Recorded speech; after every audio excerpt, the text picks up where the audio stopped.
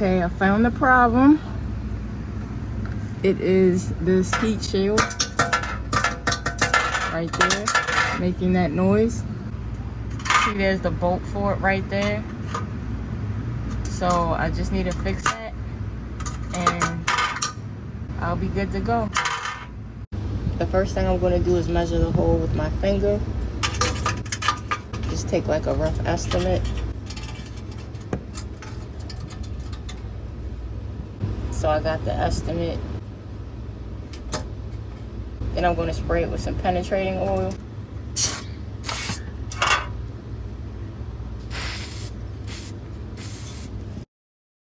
Okay, so the hole came up to about here, which is about 3/4 of an inch. So I just need to find something that's bigger than 3/4 of an inch to seal that hole. This space is very tight, so I had to use a 1/4 inch ratchet because my 3/8 ratchet wouldn't fit.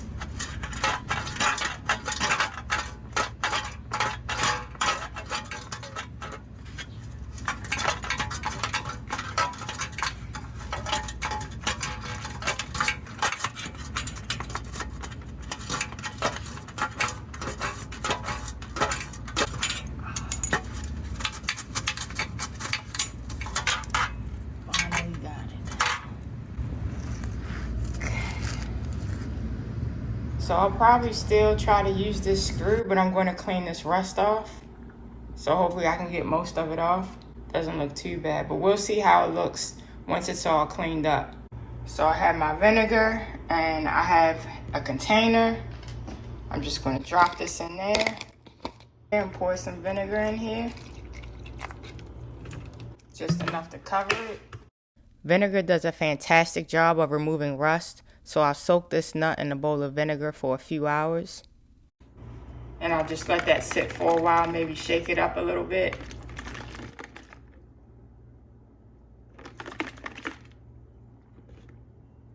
So I let this sit for about 5, maybe even 6 hours, and most of the rust did come off. But I did have a little bit of rust on this part of the nut. So I let this sit overnight and I scrubbed it a little bit with this toothbrush. You can see how dirty the toothbrush is. And it pretty much got all of the rust off. I mean, it looks really good. I really used the toothbrush to get into these ridges right here to get all the rust out in between the threads. So that helped a lot. And here's a look at the dirty vinegar water, all the rust that came off of the bolt.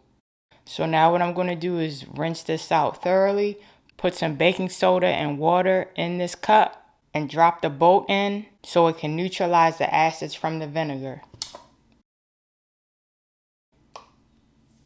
The same thing with the toothbrush. I'm just going to swish that around a little bit.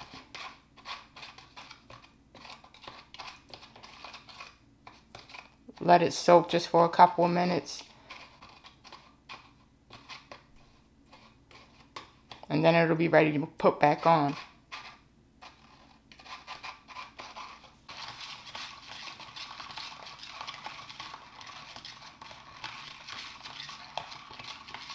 Okay, so now I'm just going to rinse this off, dry it up, and put some rust prevention on this before I put it back on the car.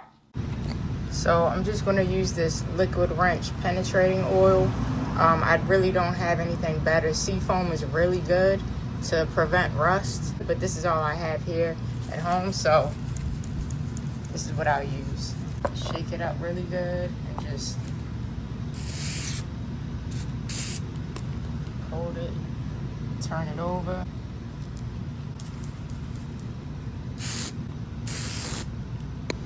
And I'm just gonna let this dry, and once it dries, I'll put it back on the car.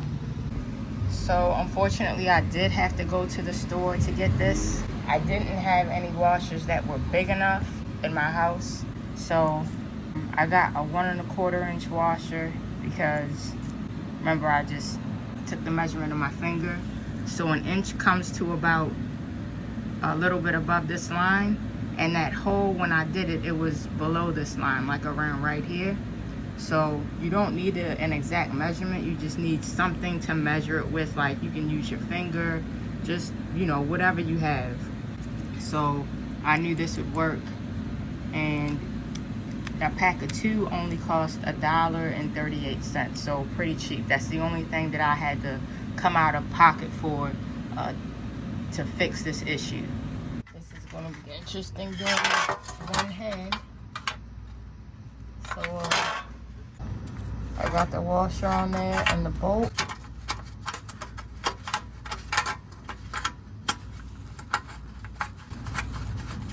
As you can see, the washer is big enough for that hole.